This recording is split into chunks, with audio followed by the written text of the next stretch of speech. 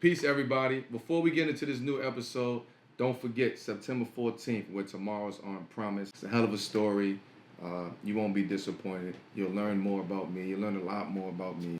The reason why I'm here today, being able to tell you guys that story. So, with tomorrow's on promise, September 14th, we be there. Peace. What's up, everybody, and welcome to What's in Your Glass. As you know, I'm your host, Carmelo Anthony. Before we get going, let's first welcome today's guest. You know him as the legendary actor, writer, and producer, whose 44 plus projects in TV and film have ranged from comedies like the Scary Movie franchise and the TV show The Wayans Brothers, to dramatic roles in movies like I want to get this right though, the Requiem. Requiem for a Dream. The Requiem, okay, for a Dream, and recently in Sophia's, I want to say that name right. Sofia Coppola. Coppola, all right, on the rocks. Some people say Coppola, but that Coppola. Listen, I always say Coppola. That's what the hell I say. Coppola, that's what I see. But you also could see him soon in upcoming Aretha Franklin biopic, Respect, which we'll get into later. But please welcome to the show a true legend who has almost too many damn incredible projects to name, Marlon Wayans. What's happening? Woo! You need some sound effects here, nigga. Give me some sound effects. No doubt. But also, first off, you just had a birthday, right? I also got my second stand-up special coming out on HBO Max called "You Know What It Is," and it's really really funny. I'm proud of it. So that comes on HBO Max August 19th. Respect. Aretha Franklin biopic comes out August 13th. There you have it. There you have it from the man himself. So, again, man, your birthday just passed, right? Yeah, I'm old, nigga.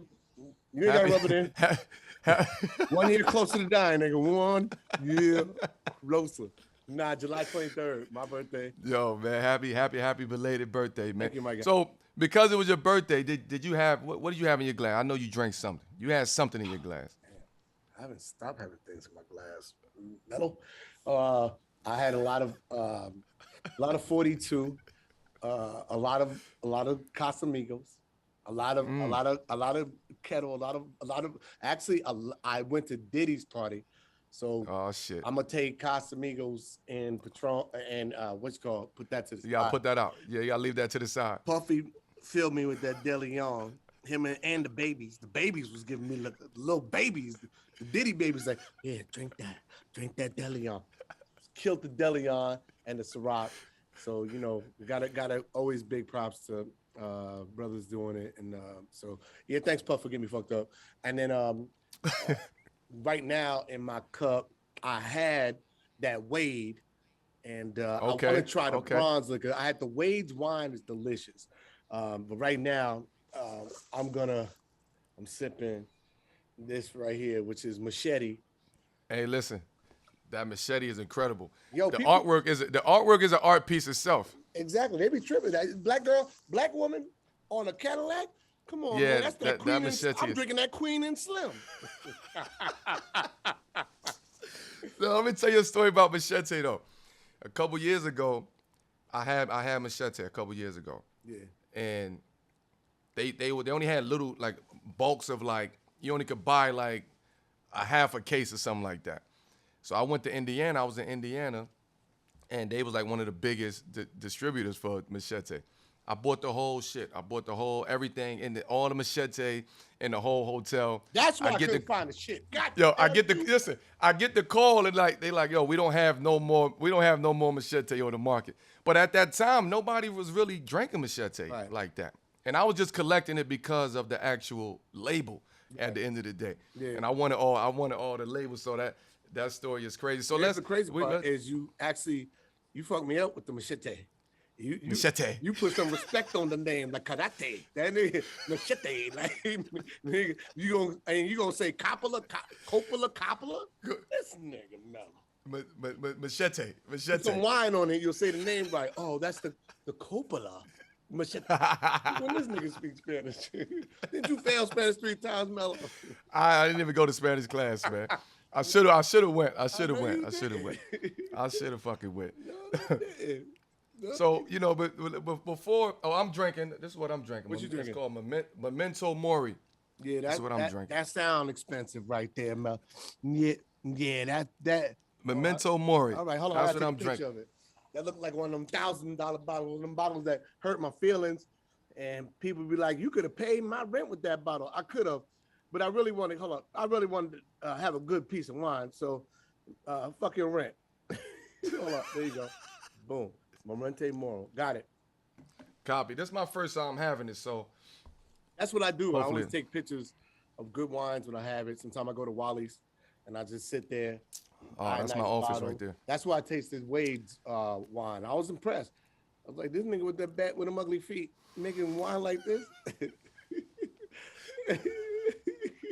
what? Braun making tequila, right?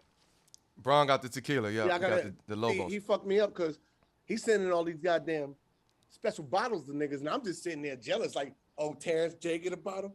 Really, Braun? Yeah. Yeah. Terrence J get a bottle? You can't send your man no fancy bottle? Man, but you know, I'm still gonna plug your shit, Braun, because you know, still fam, nigga. And you got ugly feet too. But I'm still gonna love you with your little ugly ass baby toe. And I'm gonna drink it, goddamn. What's the name of his liquor? Lobos, yes. Wolves. So, Braun, send me some for I fire at you. All goddamn mellows, your mans. I'm waiting on your best man's fucking podcast to fire shots, Braun. No, I want to try it. It looked good. The bottle itself, I was like, yeah, I got to try it. Yeah, no, it's actually really good. I taste it. It's actually really good. I'm working on wine. All right, good. Listen. So because don't nobody want to send you shit, I'm gonna send you some personal shit. My man, I want that vineyard. I want it stomped. I want you to have Wade and Braun stomp out the grapes with their ugly feet, and I'm sipping that. That's the special bottle, the goat bottle. Yeah. No. Oh shit. Listen, I know you like basketball. I know you're a big basketball fan. Yeah. Yeah, indeed. And like what do you? I know you're a Knicks fan. All right, so here's ready. All right, so give me the real on that. Give me the real on that. I'm born in New York. I'm a New York nigga. Born in Manhattan. I'm Manhattan, New York nigga, right? Born and raised projects, 16th Street, 9th Avenue, film projects. Whole life, spent my whole life in the projects. My whole childhood till my brother got rich and he bought my mama a house, and my last year of high school moved us to New Rochelle. So I was a Knicks fan till I was about 10. And I was like, these niggas be losing. They won. The last ring they won was on the year I was born, which is 1972. And I was like, I'm not about to be Spike Lee. Like that nigga, like he's had so many heartbreaks. Like I had to get out of New York. I had to because so part of me loves them, but I'm waiting for them to put the right squad back together and stay with it. They're not grooming the teams. They was getting close, but then Jordan came. And when Jordan came, you know, I fell in love with Jordan. I was like, yo, I'm following that nigga. First was Isaiah. And I was like, I'm never Lakers. I'm a Laker hater, right? Because I'm a New York nigga. Okay. I'm out in LA. And all my niggas that were New York niggas, now they love the Lakers. And I'm like, you niggas didn't love like all my friends is like, now they like, oh, LeBron this, LeBron. You niggas was talking shit about LeBron for fucking 15 years, and now he's a fucking Laker, and now you niggas want to love him? Nah. I ain't fuck with y'all. So I've been a fan. Now I'm like a free agent because Jordan retired, and I love Bron. Here's how real I am. I love Bron. Love you too. Love Bron. That nigga went to the Lakers, and I was like, I can't fuck with him. Right. I can't fuck with him. But I love him. I wish. Yeah. And at the end of the day, with sports, you know, you meet everybody, and all I want is my niggas to be healthy. I want my niggas to be prosperous. I want them to make money. I want them to feed their family. I want them to do good things for good people and have an illustrious career. Like, nothing makes me more proud than still seeing you rock. I think niggas is sleeping. I've seen videos of you watching out because you're friends with the Moynahans. And absolutely. Matt and Mitch, and those are my niggas. And that's family, absolutely. Mello, you work out right here. I seen the gym they were building for you to be in. Right, absolutely. And I'm watching you pop these threes. Like, people be sleeping. Like, this nigga you could play. Like, I'm like, they sleeping. Like I don't sit there and I sit there fuck a what you call it, contract. Nigga, pay me my respect. I go up there, I throw points out there. Don't give me fuck a veteran bullshit. Nigga, let's go win these rings. And I feel like now it's gonna be battle of super teams. So I think Brooklyn, I'm happy Brooklyn got their team because now I can hate on these LA. Yeah. And I would like to see battle of the super teams. I want to see because at this point, everybody coming together doing this super team shit. So I would love to see you, Bron, Chris Paul, and AD play against Kevin Durant, Kyrie, Harden. I want to see that. So that's what they need to do. Everybody, you know what? We got enough money. Let's all take pay cuts. Let's all make some money. Let's all get each other paid. Let's go have some fucking fun and ball out and do it for the audience. And then we either get our ring or we don't and retire. And we did it. We're gonna do it. I wish everybody had that mentality that you have right now. One day when I own the NBA, I am not gonna own the NBA. But they got teams NBA Africa for sale right now. Really? Yeah. It might be a little too much for my budget. I'm drinking machete. I ain't drinking that shit you drink. Machete. It ain't pop off yet like that. I also heard some shit. You a Steelers fan, B? Yeah, man. I've been a Steelers fan since I was. That hurt me, man. I'm a Ravens diehard. All right, so here's the thing. I respect the Ravens. I respect hardworking teams, right? Okay. Here's why I love the Steelers. Because when growing up in the projects, all the Puerto Ricans love, and the white people love the Cowboys. And all the niggas was like, nah, we going for Steelers. The Steelers had, Franco Harris. Steelers had Lynn Swan. They had Terry Bradshaw, who, even though he's a white quarterback, he was like a black quarterback. Bradshaw's a real dude. So absolutely, I like the hard worker. I like the defense because for me, offense is one thing. Locking down on defense, that's some other shit. That's the shit that got what's his name is Chip just now. I can't pronounce this nigga's name. You can't pronounce Machete. I can't pronounce Antetokounmpo. Giannis. Antetokounmpo. Yeah, I don't want that nigga to punch me in the face long distance, long ass arm. But that boy worked hard, man. He earned it. He earned it. He earned it the hard way. Because think about it. You looking at KD, you looking at Kyrie, you looking at Harden, you looking at Philly. Yo, he was like, I don't give a fuck. I'm going out there and I'm putting in that work. And whatever happens, happens. And that's that mentality I have for my career. Like for me, I put in that work. There's never gonna be a movie y'all see me do. I ain't sweating. There's never gonna be a stand-up special or a show that I do that I ain't sweating and the audience ain't laughing. There's never gonna be a TV show where I ain't sweating. Why am I sweating? Because nigga, I'm putting in that work. That's why. Right, indeed. And you always been like that. You always been like that. That was part of your DNA, you know what I mean? That's just who you are, who your family is at the end of the day. So speaking on that, right, and getting into it and just taking it back. We all know you was born and raised in New York, and the youngest of 10. I would say that again, the youngest of 10. Yeah. First of all, big shout out to your parents. God bless your parents for that. Yeah. So just tell me and tell us, a little bit about just life in the Wayans household growing up. Cause I know that shit had to be funny, man. Like you was to this day. Like what was the dinner tables like? Like if you ain't have your shit right, they kick you out. Like what was that about? The funniest nigga eats. In that case, everybody don't eat. In that dogs case, doing tricks. Nah, you didn't sit. We see you sit. Oh, here you go. There's your. Now my mother had so much love, and my father was such a hard worker that we just was raised in a very balanced household. It was funny because my mother, she had jokes for my dad. She cursed that nigga out. She would say shit that used to wake me and Sean up out of our bed. Like, nigga, did you hear that one? Yeah. She called that nigga a father fucker. That's crazy. And so we always grew up with jokes. My mom taught us jokes and we learned to laugh at our situation.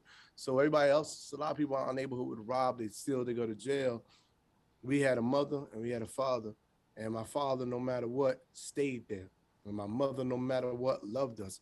And that's how we, out of a household of 10 people, that's how we all got out. My brother Keenan being the pioneer, but my brother Dwayne was a good big brother before him. But Keenan was the pioneer and the trailblazer, and he showed us the way. And then Damon went and followed Keenan. Kim went and followed them. Sean went, and I was just like, fuck it, we all getting paid. And then the nephews followed me. And so for me, you know, that comes from, I think, my parents just loving us. And yes, it was a fun ass household. We learned to laugh at the darkest shit. Whenever something bad happened, we go, what's funny about it? And we get a spanking, nigga, we listen to the door and listen to how loud the nigga would scream getting his ass beat. And then we tease him afterward. And then he'd be like, and it shows the welts on his ass, like, well, that's all I could say. Like, we had jokes, everything bad that happened. And that's what I love about poverty in general, right? When you raised in the bricks and you raised in New York City, right? I think society is way too fucking sensitive right now. But I think that's the internet doing that because they're trying to control us, because real people, they at my shows, they ain't sensitive like that. I can say what the fuck I want. Nigga, in my special, you know what it is, wokish, I say what the fuck I want. When I do my movies, I say what the fuck I want. And people laugh, but they're trying to control us with Twitter. They're trying to control us with Instagram. They're trying to control us with this narrative that, oh, it's the cancel culture. Well, fuck it, cancel me, because you niggas that's canceling me, y'all wasn't gonna be at my show in the first place. So all the real niggas show up. You ain't gonna cancel me. I'm still gonna sell tickets as long as I'm funny. Absolutely. So then you ended up at LaGuardia High School, right? Yeah. For music and art. Yeah. Like how you end up there? Huh? How you ended up there? I had auditioned. It was either I tried out for I went to I-70, which is in Fulton. Shout out to Chelsea Fulton Projects, PS11. I went to I-70 and I tried out for 4 schools. I tried out for Bronx Science, Brooklyn Tech, and Stuyvesant, and I tried out for LaGuardia. Mm-hmm. All 3 of the schools that you had to test into, there's like, nah, nigga, you ain't gonna make it. They gave me a quick, like, I opened up the letter, it was like, nah. And in LaGuardia, I had to audition. And when I went into the audition, my brother Keenan helped me with my sides, and my dad, he didn't want me going to LaGuardia because he was like, they wear tights, and my dad's Jehovah's Witness, so he's very like, he was like homophobic, like, don't go there because they wear tights in that school and blah, blah, blah. And so my brother, and he told my brother Keenan was like 260 pounds at the time. And my dad said, you can't go to that audition. And my brother Keenan was making it in Hollywood. And he sat across from my father and he said, he's going to that audition, or you're gonna have to answer to me.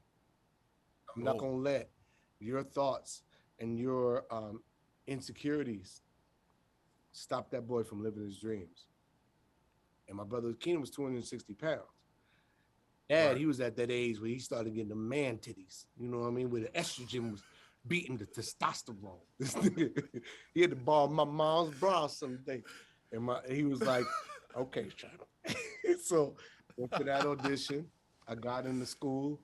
And then from there, you know, that was just my role, man. That was my road. I knew what I wanted to be since I was 3. I seen my brother on TV, on Johnny Carson. I seen Keenan on Johnny Carson. We all sitting around a black and white TV in our kitchen with the hanger hanging out the antenna. And we watching my brother on Johnny Carson, and he killed. And then Johnny called him to the couch. And when Johnny Carson called you to the couch, NBC was going to give you a deal. My brother got a deal, and he moved my mom out the projects. But that day, I saw that I could dream and I could be successful at my dream. And then my brother Damon solidified it. And then from there, I just knew it. You're destined for greatness. Right. Go get it. What's in Your Glass is brought to you by our friends at Wine Access. You've heard us talk about them before. They are great for any wine lover out there. Wine Access is the premier destination for discovering expertly curated wines at every price point sourced from the world's most renowned winemakers. With an impressive online shop, quarterly wine subscriptions, and a variety of educational content, Wine Access make it easy for anyone, from wine novices to enthusiasts, to expand their palates through access and education. I can't recommend Wine Access enough. Everyone's wine journey is unique, and Wine Access can help you get to your destination. Through the connections of their highly credentialed team of wine experts, Wine Access unlocks access to the world's most rare and often unattainable wines and delivers them straight to your door. Each temperature-controlled delivery comes with educational materials that share the story behind each bottle along with the perfect food pairings. Perfect for sharing with your friends while enjoying a glass. Wine Excess makes it so easy to find great wine. You don't have to be an expert to find something you'll love. I've already had some wine shipped to me, and I love how they shared the story of the wine that was sent. It makes for a perfect experience to both learn and enjoy wine. And now, What's in Your Glass listeners can enjoy 20% off your first purchase at wineaccess.com/glass. That's wineaccess.com/glass. That's wine, ACCESS.com/glass. So with as someone with the last name Wayans, right? Because that shit hold weight. That shit holds a lot of weight. It does, but you better be talented. Absolutely. But did you ever see yourself doing anything other than performing? Nah, I thought about and like how and the second part of that is how natural did that come to you? All right, so I thought about being a lawyer, but I was like, nigga, I don't like school that much. And I don't like arguing. Like, at a point, I don't even like arguing with girls. I'm like, all right, whatever. I'm going to Miami, right? So imagine me being in the middle of the courtroom, like, you're on, fuck this trial. Send a nigga to jail. I'm going to Greece. I quit. Yo, Mello, where you at, nigga? What wine we sipping on? I got that machete.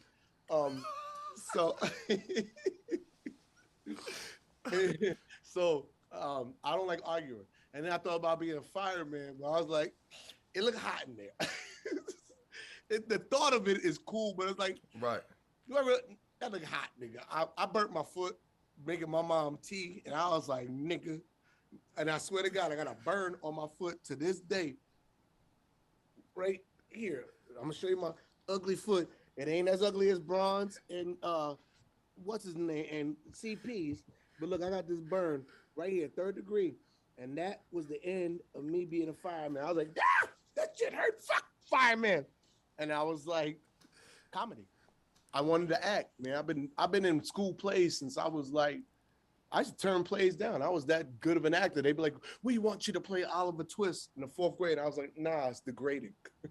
I swear to God. I was like, Oliver Twist. They were begging me. They was like, please, you'd be a great Oliver. I said, nah, they shouldn't treat a black man like that. That's not the way I want to be portray myself in a movie. In the 4th grade. In the 4th grade, though. In the 4th grade. In the 4th grade at that. Because niggas, my brothers is in Hollywood. So I'm sitting there going, nah, that's degrading. They just had Hollywood Shuffle come out. I'm like, nah, we ain't doing slave roles and that type of shit no more. Nah, I ain't fucking with that. Right. I swear to God, I had 3 white teachers begging me, please, we need you in this. I said, nah, but I'll play Mr. Humble, or Mr. Bumble. And that was the mean ass teacher in Oliver Twist. And I rocked that shit. And my mom was like, baby, even if you was a tree, you would steal the play. You were so good. Fuck Oliver Twist. We should have named this Mr. Bumble. My mother always was my champ, right?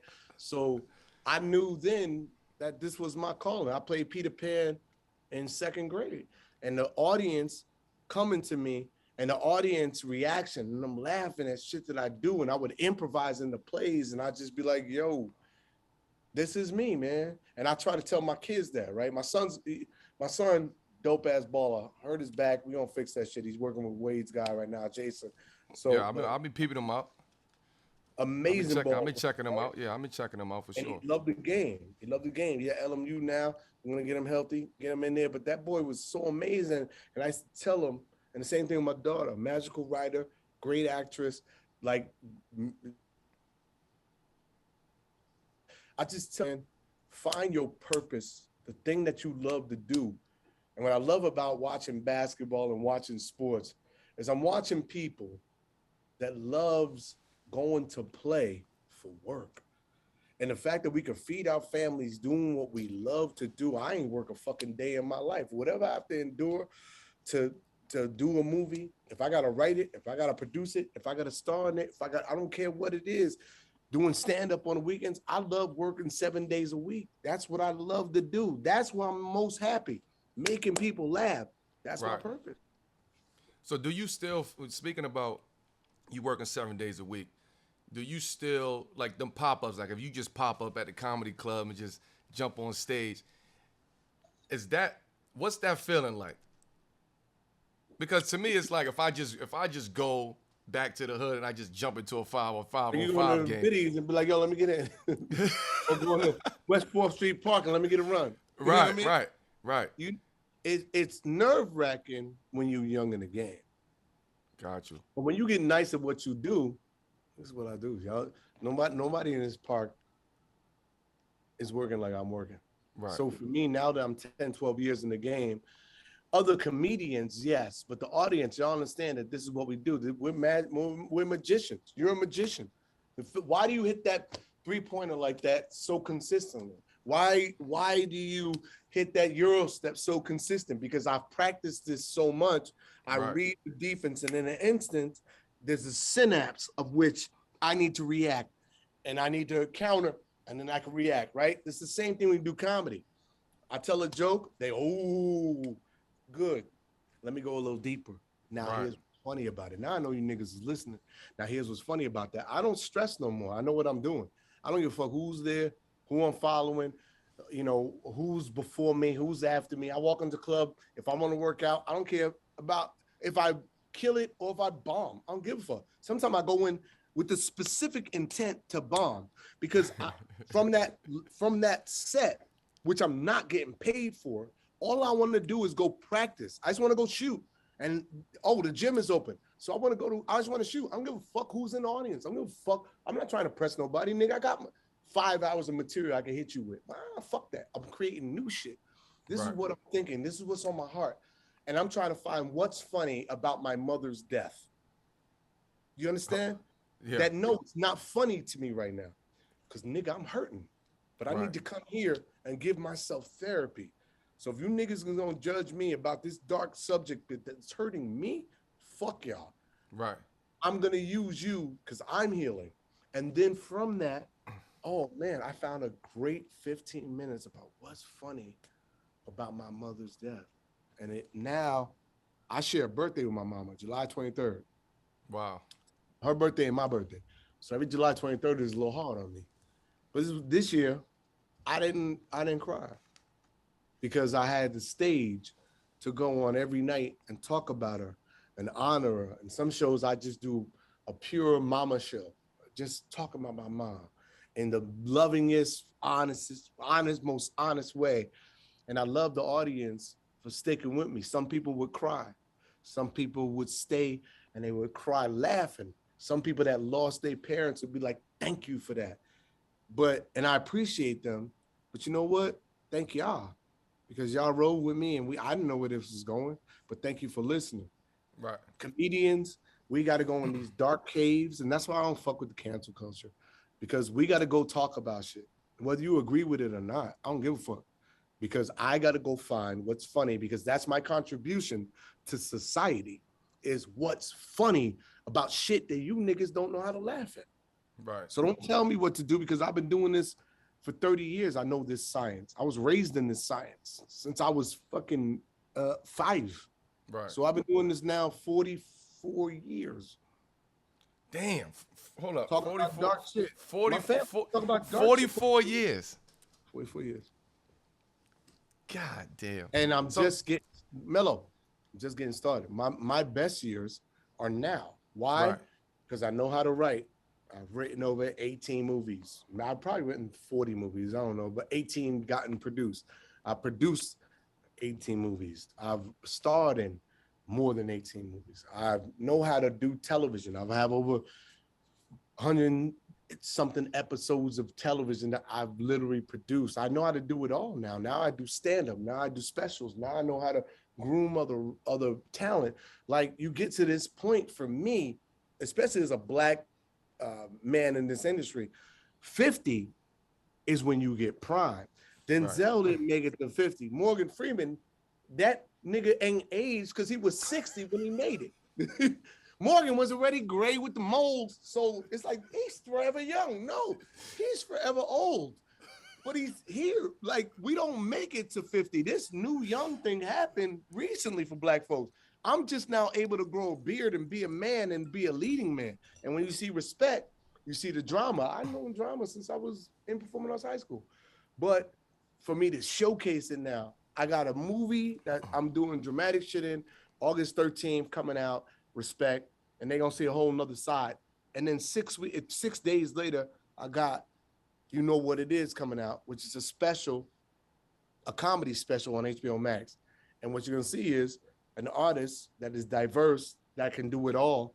And all I want to do is do it all as best as I can with the best motherfuckers until I'm done doing it. And then we gonna sip wine together. I'm gonna jump on your boat in Capri. You can jump on mine, because I'm gonna have machete and you're gonna have that expensive. So let's talk about let's speak about In Living Color a little bit, right? Because that's where it all began at, and you know, a set that like consisted of just family, like as you know, Jim Carrey and Jamie Foxx and J-Lo and Rosie Perez and Tommy Davis and David Allen Greer. Like, yeah, we could go on and on and on about everybody who came and started and got their start off of in Living Color. At the time, you were on set with just unknown comedians and acters at the end of the day. Well, nigga, I was unknown too. But I'm just saying, like, it was a bunch of unknown comedians and actors. You've been there too as well. But now the industry greats at the end of the day. Like, what was that experience working with them? Like, just all of y'all, just like we all freshmen coming on campus together, and we trying to figure this out.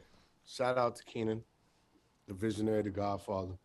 Like, Keenan's eye taught me how to look at the world, how to respect talent, what talent is.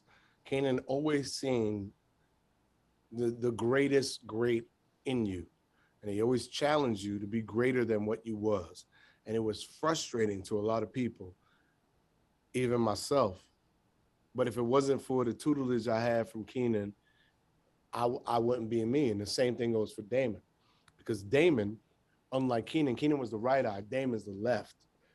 Damon, when it comes to being an artist, has taught me freedom, expression, confidence, and not giving a fuck. Damon was fearless.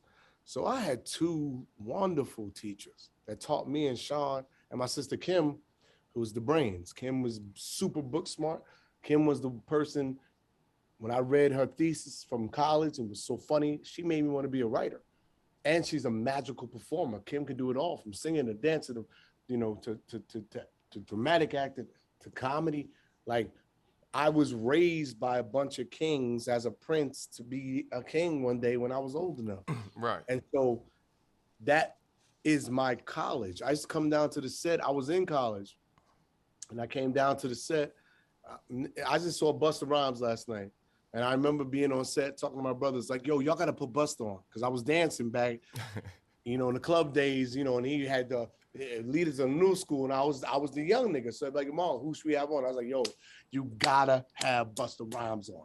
You Busta Rhymes, yo, wow, like a dungeon dragon, play the dogs, and Busta to this day. Like yesterday, I saw him. We was in a club together, and he was like, yeah, I remember that son. I remember that king. I remember that king did. Yeah, you sound just like him. You shout out the Bus. You sound just like the God, man. That thing is so funny. He was like, yeah, I remember that. And I also remember you with that silly ass goofy rap battle where you roasted me outside of a live. But these are my boys. I used to tell my brothers, put Tribe Called Quest on the show. I would call them up, yo, put Tupac on the show, because I was the youth.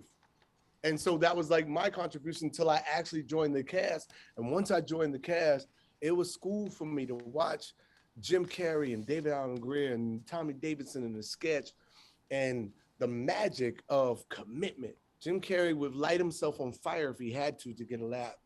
David Allen Greer was such a great actor. He could play anything in any sketch.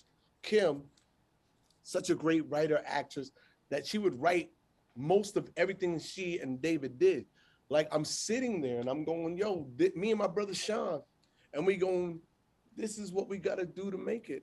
I used to sit in meetings with my brothers talking to the network, to censors, going, all right, don't tell me I can't say it. Tell me how I can. And he would negotiate with the censor. And he go, if you say it this way, then you can say, okay, cool. So I'm going to keep that joke. And I'm watching my brother as a fucking 16-year-old kid.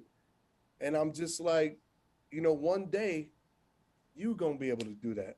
And now I'm sitting in the room, and I'm talking to these heads, and I'm talking to the Netflix, and I'm talking to the HBO Max, and I'm like, okay, and I get it because I was raised to do this, and I've been watching greats for a long time. And then you just hit this point in your life where you just ready to go be great because it's your time. Everybody's time is different. I never get jealous at another man that makes it. You always got to honor them because that's that man's time. Right. Not everybody is gonna make it at 19 years old and rock for the rest of their career. Some niggas come at 19, they go on by 20. You ain't heard That's a nothing about fact. them. Some That's niggas a fact. failed, made it, failed, made it, failed. They're out the business. They come back, they make it. My journey is my journey, and I'm respectful to God and all those that contributed to my journey because I know that it's just a matter of time. And once you get there, you stay there. So I'm I mean, that's yeah. It ain't. I mean, hating on another man is some bullshit. To be Sweet. honest with you, you know what I'm saying. That's a sign of weakness right there as a man. So, It's you know, love. and Always absolutely, give them love. and Always of give them love, course, man. Always. in 2000, I'll say 2000, 2001, you started doing the you know, the the scary movies like the spoof films and all of that, right? Mhm. What made you start doing that? Why you want to do the spoof films? Like I was, what drew you to want to make those? when I was 10 years old, 11 years old, my brother Keenan, I just did Hollywood Shuffle with Robert Townsend. Classic. Classic. And it is made me want to do movies. To be a part of that legacy, man. My brother was a part of a revolution of black filmmaking. Like, no, and I don't think the people now understand, like, we're not giving these brothers enough their roses, their flowers. Keenan, Robert, Eddie, Denzel, yo, we got to give these brothers a celebration, a parade. If it wasn't for what they did, and Melvin Van Peebles, Mario Van Peebles, like the wave, John Singleton, the waves of black excellence that was before what we call black excellence. We got to reach back. My brother sent me a script when I was 11 years old, 10 years old, called I'ma Get You Sucker. Ooh. Me and my brother Sean sat on our bed with no sheets, pissy mattress, in the middle room, and we read that script together, me and my brother, side by side. And we were laughing the whole time. And we finished the script, and my brother was so dope because he would always ask us, the youth, you know, what's funny about it? We called him up collect from the payphone on the corner of 17th Street, and we gave my brother notes about what we thought was funny and or whatever. He was like, "How do you like it?" And we was his test group. So we gave him like what we thought. And then the summer they greenlit the movie. He sent us out to California to watch the movie be made. Wow. So he was sitting on the set of "I'ma Get You Sucker." He gave us extra roles. He put us in the movie as kids, the tiniest little role. And watching that movie, growing up on that set, watching him feel, he's the pimp of the year. He's the pimp of the. My sister singing, when the Saints go march. I watched Damon and Kadeem Hardison battle. Go, stupid, take the stairs. And I'm sitting there at 12 years old, watching greatness happen before me. And I'm going, I can't wait to do that. And so one day, me and Sean had an idea to spoof the hood movies the way my brother spoofed the black exploitation movies. Me and Sean wanted to do, because that was our era, Boys in the Hood, Minister Society, fucking South Central. That was our era. So we was like, yo, let's go do "I'ma Get You Sucker" for this era. And my brother, and we didn't tell my brother until after we had our first script. And me and Sean, we sat down, we asked a couple of niggas to do with us. They was like, nah. So me and my brother sat there, we collected pages of jokes. Like literally, we had pads, yellow pads full of jokes. I went to go do Above the Rim. Sean sat with Phil, put this first draft together. sent it to me when I was on set because I had to pay our rent because we had no money at the time. And um, once I read it, I was like, yo, I got these ideas. I finished the movie. I came back. We showed it to Keenan. And Keenan was like, okay, that's good.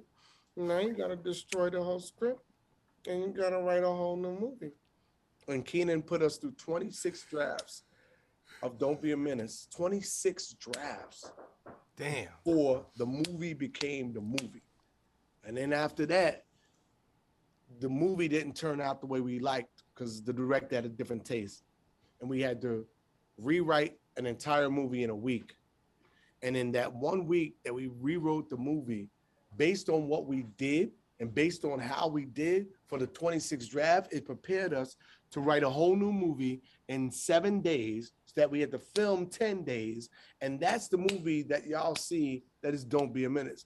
Don't Be a Menace is Keenan pasting together all the scenes that we did, but it was based on all the work that we did prior. So Keenan doing I'ma Get You Sucker and Hollywood Shuffle and seeing Airplane. Keenan took us to see Airplane when we was like 8 years old. And that movie and Blazing the Saddles, Keenan introduces all that. So when we saw that, we was like, yo, that's what we want to do. Now I give long fucking answers. So you ain't gotta worry about having like, because I talk, especially listen, no, I ain't worried about that shit. I'm sitting over here amazed that that y'all did that movie in a fucking week. A week. No, but we did 4 weeks before. Right. So the preparation to that, right. It fucked up. It was nothing like it. And so he was like, well, we can let your movie fail. We tested it and tested terrible. And Ken was like, why you keep giving me the voice though? It's in all of our heads. My nephews could do the voice. We all could.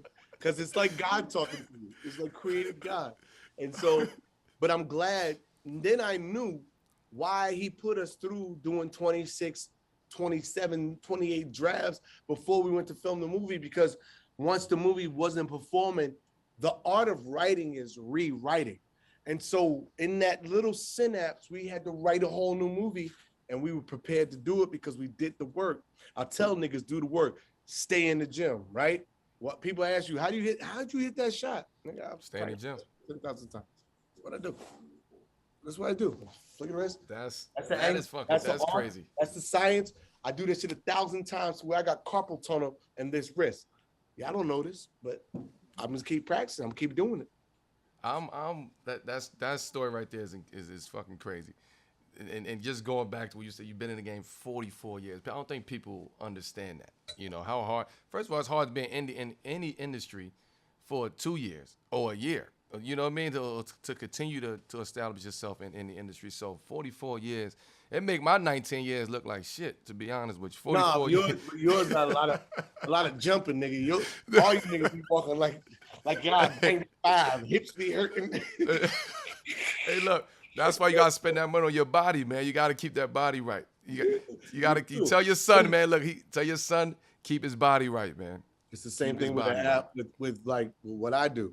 Right? Like, I got to keep my body right. I got vitamin regimen. Right now, it's my birthday. I'm going to fuck off.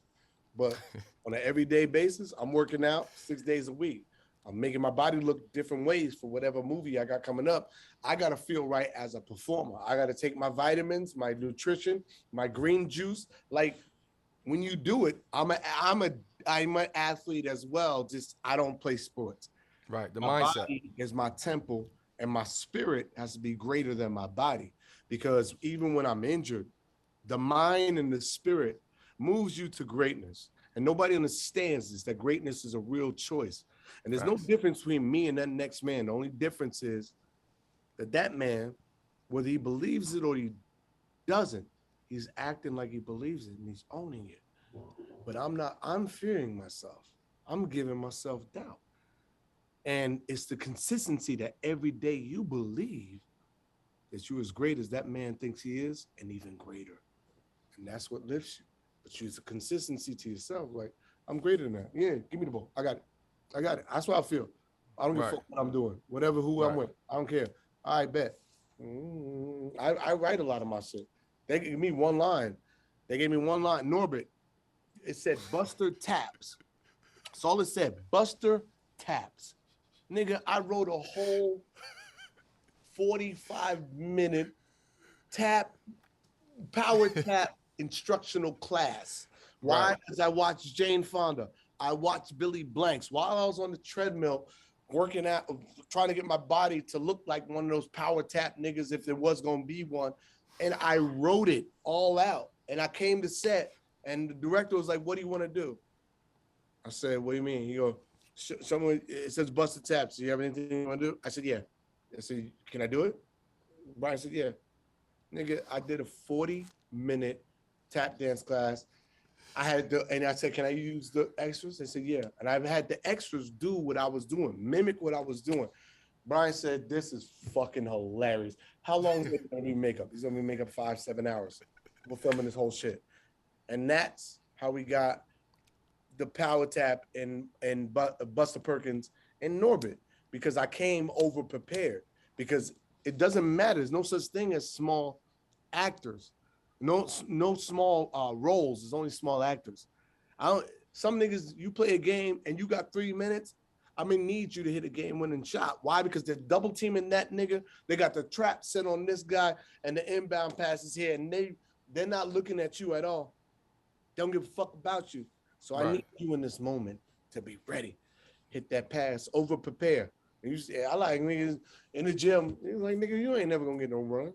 Right. If that nigga shooting 1,000 shots, you shooting 1,000, you the star, and he's shooting 1,000. You like, what's this nigga doing that?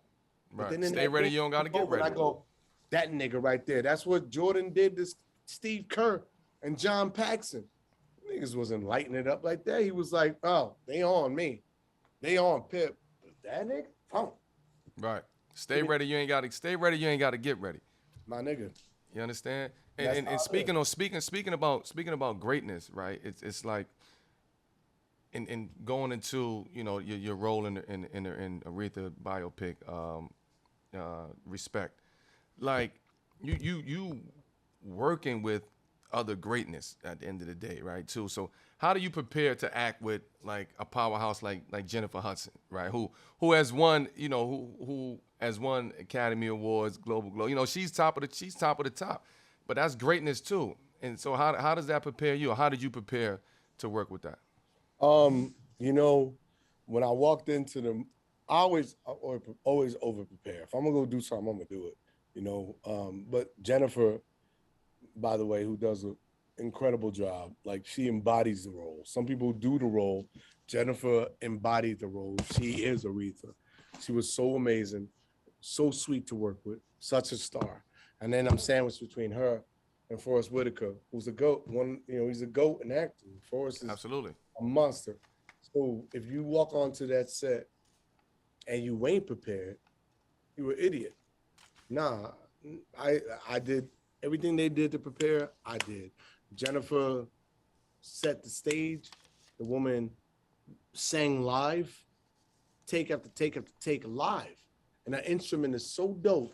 She don't drink, she don't smoke, she don't do nothing. That's how much she loves her instrument. That she's just so prepared to rock her shit. And she comes on under example every day. The director comes in and she demands that of you quietly without going, you gotta do your work. No, we know we have to do our work. I worked with my acting coach, Leland. I work with Taj, who's movement coach. I work with Tom, who was our voice coach, and I did the work. I worked after work. It's not about what you do. It's not about the game. It's never about the game. Absolutely. What do you do after the game? You know, I look about like Kobe. That nigga be like, yeah, I'm going. We hitting this club and right. He coming in as you going out. And nigga was like, yo, I'm going to the gym. I'm going for Monster. Like for real, like, you know what it is. Like, you spend so much time at that at Sky shooting, running, you know, fucking 5-on-5s. Like, yo, we practicing without them paying me for practice. I'm just doing this because I love the game and I want to get better. So these little practice, I know you niggas is hungry and y'all gonna play better defense on me than these niggas in the NBA because y'all want to shut me down more because that will be your saving grace and that's your moment. So It's the work you do outside of the work. Work isn't when they pay you. That's the fun. Right. Work is when they ain't paying you. How hard are you willing to work? How much you willing to sacrifice? How much are you willing to endure? And that's what I did on this movie. I worked, and you can see it in the performance. Like, I'm proud because I don't have a false moment in the movie, and I have layers and texture in the character. He's um, the love interest and the villain. And that's complex to play. You love him. He's a romantic lead in the villain. So you love him. You fall in love with him. And then you hate him because he starts disrespecting her. And then you feel sorry for him because you see he did it because he's just insecure and jealous. And those are human emotions. And so, yeah, you want him to be better, but yeah, Aretha, you got to go. But what I love is the textures of the character. And the only reason why I got textures is because I'm stuck between Jennifer Hudson, Forrest Whitaker, and I got Liesl Tommy, and a great script that Tracy wrote. And everybody's bringing their A game. And I got to find layers and texture because I don't want to be one note. And I'm proud of it. You know, I'm proud. Aretha, I can't wait to see this shit, to be honest with you. It's Aretha dope. comes out, Aretha Respect comes out August 13th, correct? Yep. August 13th. But you know, but before we wrap up, what else can the people be looking for? You know, I know your special is part. You know, I know your special is part of a larger kind of deal at HBO Max. Yeah, I got my special coming out August 19th. You know what it is. Different than Wokish. Wokish was on Netflix. This one's gonna be on HBO Max August 19th. And the beauty of this one is, I think Wokish, because it was my first, I wasn't comfortable with talking about myself. I was talking about the world. And as a comedian, the first thing you want to do is you want to talk about the world because it's easy to go, what's funny about other people? This one, I brought it closer to me, and I did 100% about me, about my perspective. I didn't really talk about politics. I didn't talk about race. I didn't talk about politics. I didn't talk about, like drugs. I talked about me, my mistakes, my children, my children's mother, my family. Like, I talked about real shit. And so I found that that's given me a peace, and I'm able to sit in the pocket like a great quarterback without scrambling outside the pocket. I'm just gonna sit in the pocket. I'm throwing them passes because I'm talking about me. It's 1, 2, 3, drop it, right? Same thing with the jokes. Like, I'm at a place right now where I know my next 3 specials. Like, you hit that zone because I put in the work. So I'm really excited for people to see, what it is, because I talk about my life. I talk about my gay daughter, my son who can be an asshole sometime, and I love him, and teenagers being assholes. I talk about, not hitting my kids and why I should have and why I didn't, and I talk about being hit as a kid. I talk about fucking up, getting caught cheating, and how that fucked my family up. But with all that shit, it's truth. And I find what's funny about that. Right. Yeah, as dark as you may think, because end of the day, love is acceptance. No matter what happens with our families, right? No matter what your kids are going to be, accept them. Why? Because there's going to be things that you're going to want your kids to accept you for. Nigga, we ain't perfect. Nobody perfect, And so you try to create this perfection, but the only thing we could do is provide. Only thing we could do is love. Only we could do is honor. But at the same time, you love like you want to be loved. And it's not fair to fathers to think that, we just superhero that don't make mistakes. No, nigga, I make the most mistakes. Facts. I want you not to do the same shit I did. You be better. I fuck up. You be better. And I just talk about it from a true perspective as a loving father, a loving man, and a lover of life. And it's really fucking funny. And I'm proud of it. August 19th. You know what it is. Indeed, indeed, indeed. So before we close, man, I always do like a few quick fire questions before we close out. The But you people like, and I nigga, have. you talk too much. So, Well, no. We man, listen. ask you a Listen. lot. I can build with you all day. You heard? I can build with you all day. So, Yeah. but I want to just throw some some quick rapid fire questions out there But, to all you, right, man. before you do, shout out James Book Knight. Proud of you, the Book Knight family. That's a fact. I hope that man goes in the top 5. I think he's an amazing player. He'll be a great one-on-one. I can't wait to see him. Absolutely. We just did a special with him with Through the Lens that we Great just kid. did with James. Absolutely. His father's like one of my, their family's like one of my dear family friends. They used to bully us when we was little, but not John. Only George. George, I love you, but you're an asshole. And I'm happy for you, your nephew, your mom, your family. Shout out to all y'all that here, all those past. Y'all know I love y'all from Wayans Book Night. Always Fulton Projects, my niggas. Indeed. And tomorrow's a big night. And tomorrow's a big night for them as well. So, you're on vacation with your family, right? What are you and your siblings? What are you and your family? What y'all drinking? Sean and Keenan. Keenan's drinking water and green juice. Sean drinking vodka and cranberry. Me and Damon, what you got? All of the above after that. Nigga, me and Damon, what you got? My nephews, what you got? Probably tequila. I'm not good on vodkas. Wine if we had dinner. What you got? Whatever. Whatever the if you out situation. if you out at a nice restaurant or a date or what you going to? I'm gonna do some a daytime or nighttime. Say Daytime. nighttime. Say daytime and night. Daytime, I'm sipping rumors, which is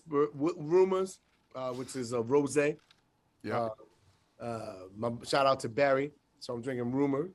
And nighttime, I'm probably gonna sip on. I really like that Wade. Until you drop your shit, or some machete, or a nice Cabernet.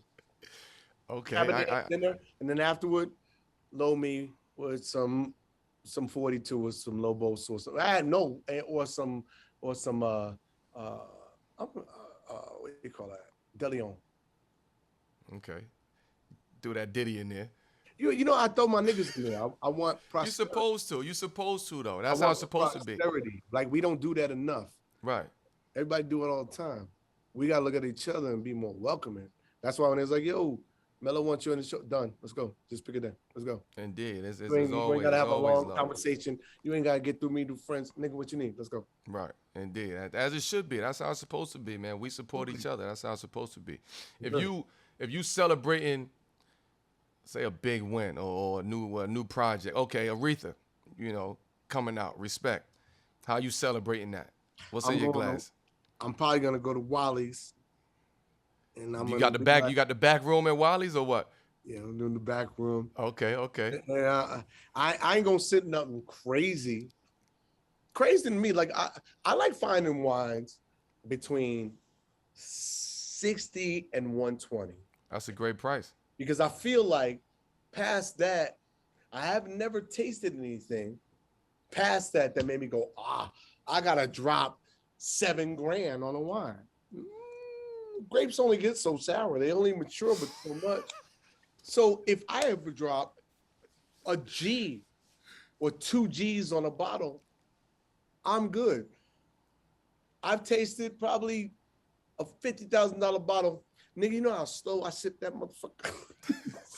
Nigga, because I was thinking every sip is 1,000. Like $600 on a project, nigga. I'm like, whoa.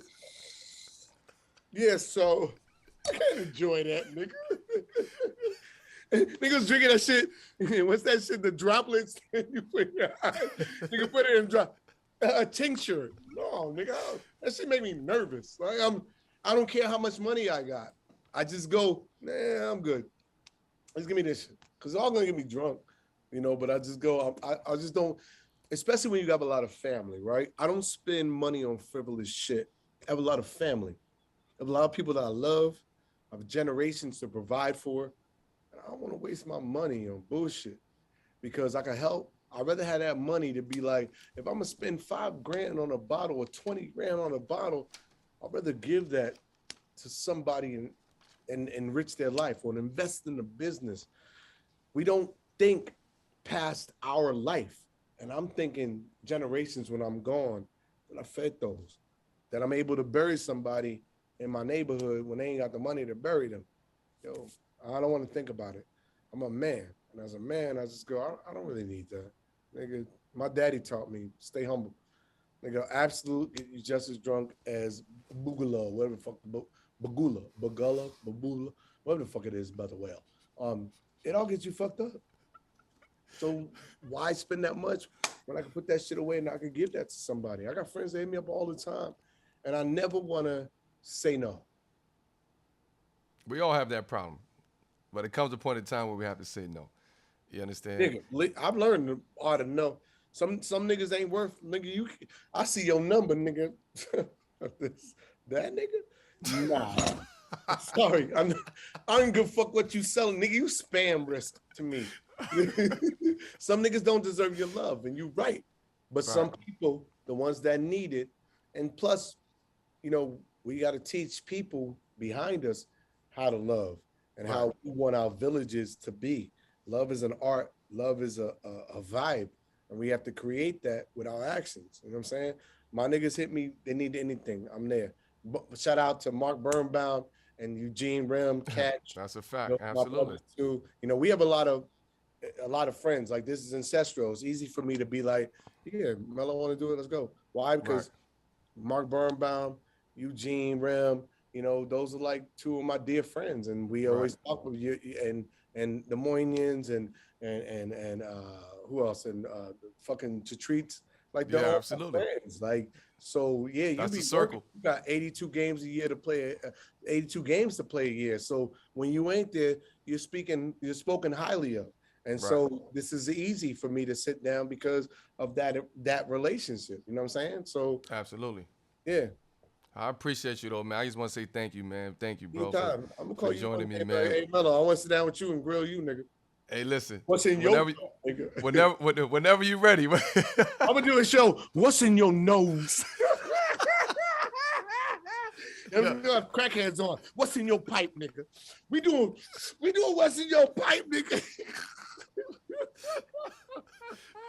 Yo, you gotta stop that shit, man. You gotta stop that. Yo, it's all love, man. I appreciate you, man. Blessings to you, the fam, man. As always, and love. I want a big shout out to you. An illustrious fucking career. You've done so much great shit. You've been not even on the court, but you're an activist as a man. You know what it is as a black man to risk your shit to go out there? I've seen you do it. I respect you on the wood, but I respect you on the concrete. I respect what you do as a father. I respect you as a man. I respect you loving your wife as long as you did and loving her afterward, because you know what? Our family ain't always got to be together because I've been through that. Mm-hmm. I love you eternally, no matter what, with the best of my love. As a man and as an example for all the young people that come out the concrete. We have roses in concrete, and you're a rose out the concrete, brother. You've done it. There's a lot. My son looking at you going, nigga, Melo, like, you've done it. And not even just on the court with what you do, but as you get better, you know what I mean? And from your lessons and from like in your fashion, like you and fucking Iverson with the cornrows, that nigga left them off, you picked them back up. Absolutely. Like fashion, like all that shit, man. Even the afterlife, even now, like I said, nigga, pay that man. Cause I'm watching you grind down. Whenever you throw up 20-something points, as a nigga in his 30s, I'm like, in his bro, niggas don't know what it takes to do that. Absolutely, that shit ain't easy. You don't know what it takes for me to be in the gym, the hours I'm in the gym, to have the stamina to hit that. So respects to you, King. You a badass nigga. Thank you for being an example to me, my kids, and greatness, period. Goats, my nigga. Indeed. Cheers, my love. Cheers, baby. Cheers, boy. Peace, champ. I appreciate you. Yes, sir. Peace.